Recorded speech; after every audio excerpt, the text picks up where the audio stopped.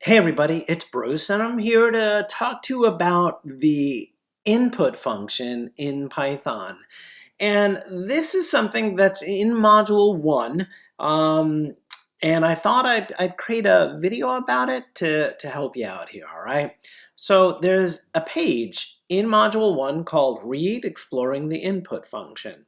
And I gave you some sample code to look at here, and what I'm going to do is I'm going to take each block of code and put it into Visual Studio Code, one thing at a time, and we'll go through it, all right? So I'm going to copy and paste this code right here, edit, copy, okay? And then I'm going to fire up Visual Studio Code, and this is from another example. So we're going to close it, okay, right there. And I'm going to create a new file. We'll call it input-demo.py. And I'm going to close the sidebar.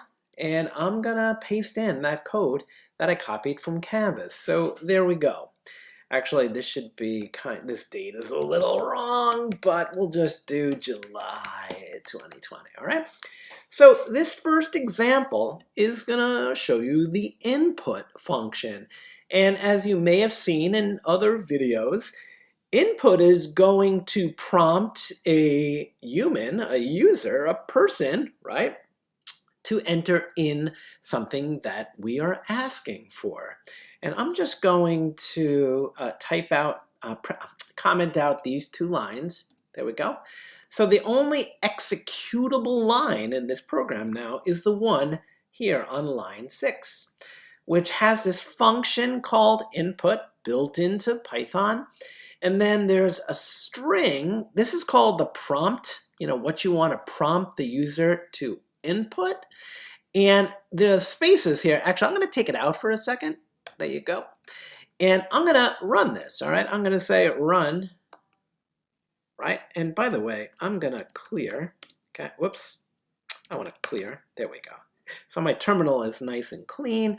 It's clear on the Mac. It's CLS on a PC. All right, so let me run this now so you can see it. And all it says is enter a string of characters. And notice the cursor right here. Notice how it's right up against the colon. And if I type A, B, C, D, E, F, G, right, just like that, right? And I hit enter, the program ran because all it did was ask for a string to be entered, right? In fact, just so you can see this right here, this is a complete statement, right? If I run it, let me clear this out just so you can see it clear, okay? And let me run this, check it out. Look at line 6, right? It still does the same thing, right? A, B, C, D, E, F, G, right? And that. The only difference between what this is and what I'm going to put back in is that this is a statement, right? In fact, it's an expression, right? It's doing something, right? But it's not taking the characters, right? The A, B, C, D, right? That I'm, that I'm entering and assigning it to a variable so that I could use it, say, to print it out, right? So check this out. So what I'm going to do is I'm going to go back here and put that variable name, a string, right? What a great variable name, a string, right? But it works, right? And it's also in camel case, right? Because the second word in that variable name string, right, is uppercase, right?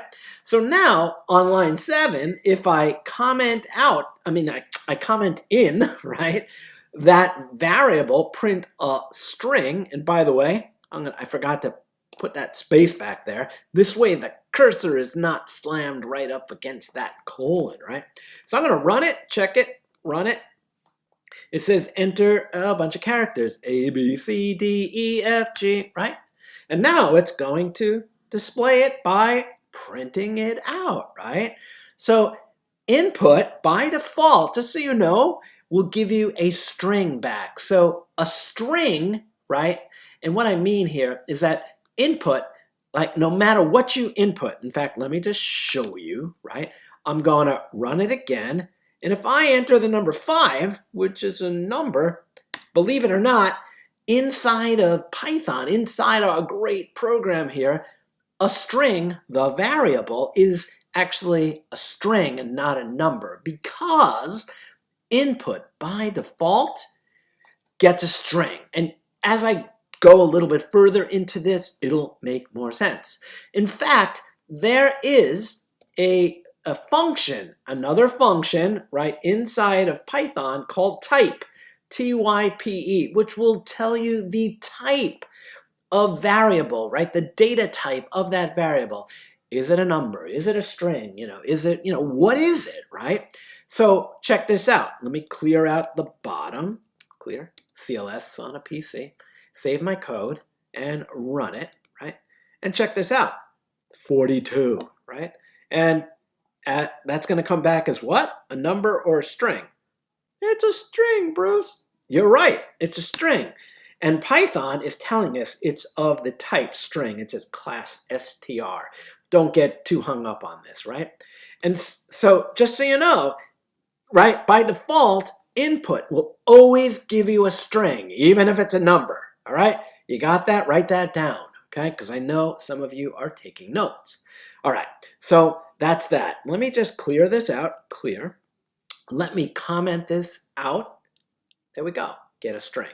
So let's go back to Canvas, whee, right? And let's go here. I did this in another video, by the way.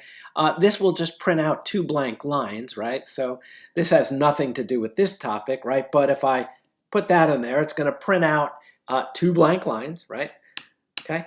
Go watch the video on the print function if you haven't already.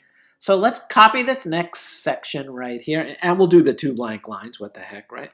So let's go back, whee, and put that in, and let me do this here.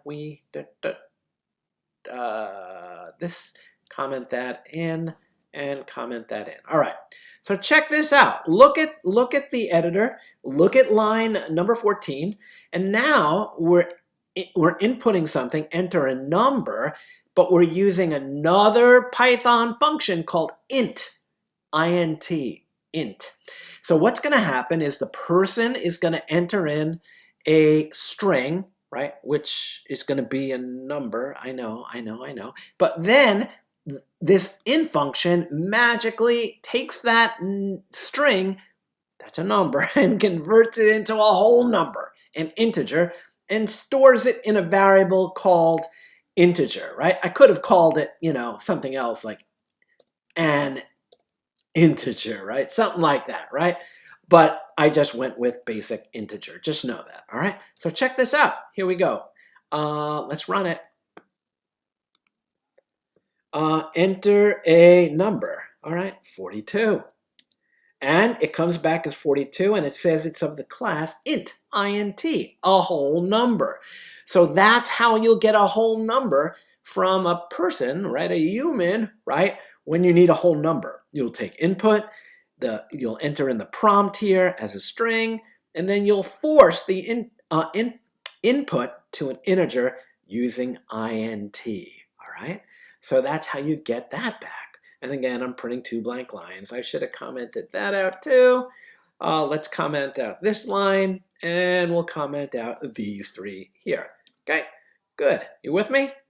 Don't be afraid to pause the video, okay? Or rewind. Get a floating point number. A floating point number. Floating point number is a number with a decimal point, okay?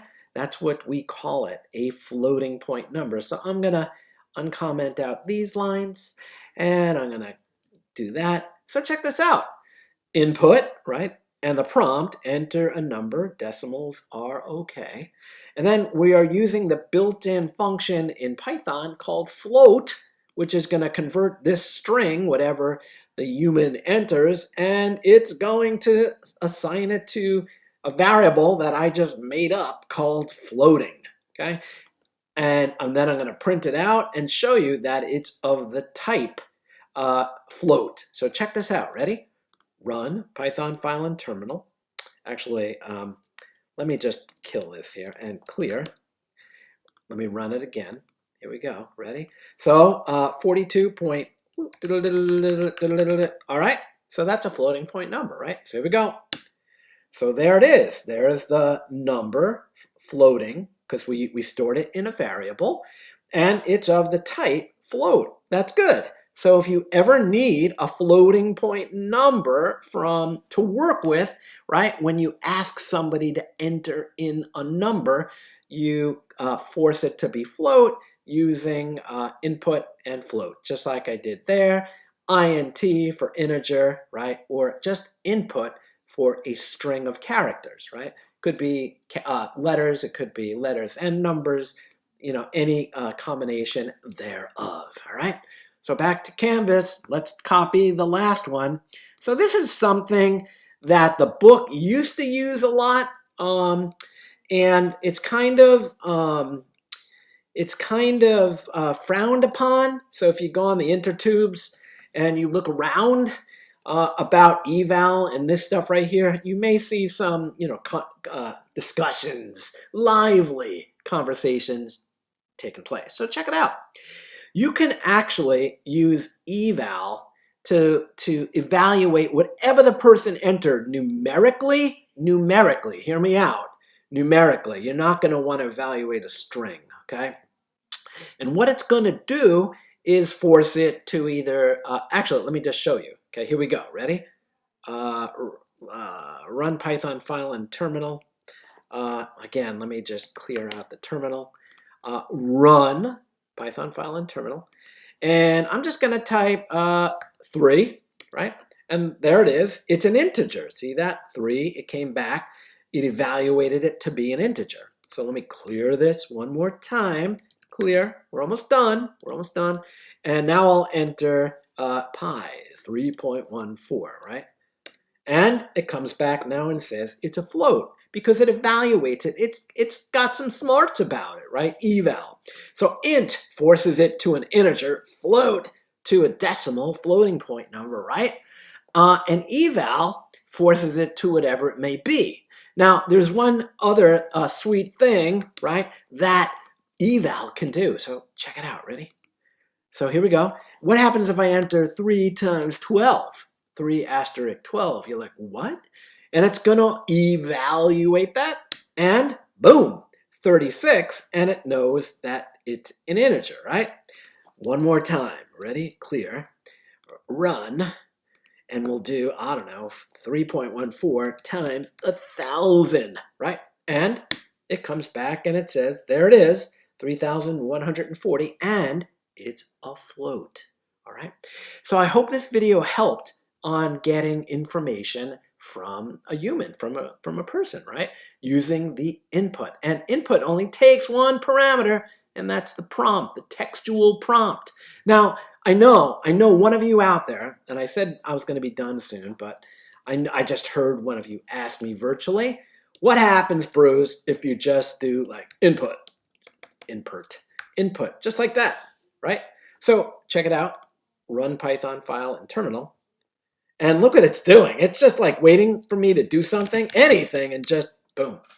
So it's like, you could use it like in a program somewhere like this, but not that I do. So let me do it one more time. Ready? There it is. It's just like an empty input and that, right? So you could even assign whatever I type in to a variable, right? And then print that variable out, right? So check this out, because you asked. I heard you ask. Ready? Run Python file in terminal. I'll just type A, B, C, D, E, F, G, and there it is. Okay, so yeah, there you go. There's a video on the Python input function. Again, all this stuff is in Canvas. Okay, there it is. Read, exploring the input function, and I'll also link a video in this page as well, in addition to being in the video library inside of Canvas. Thanks for watching. Have a good day.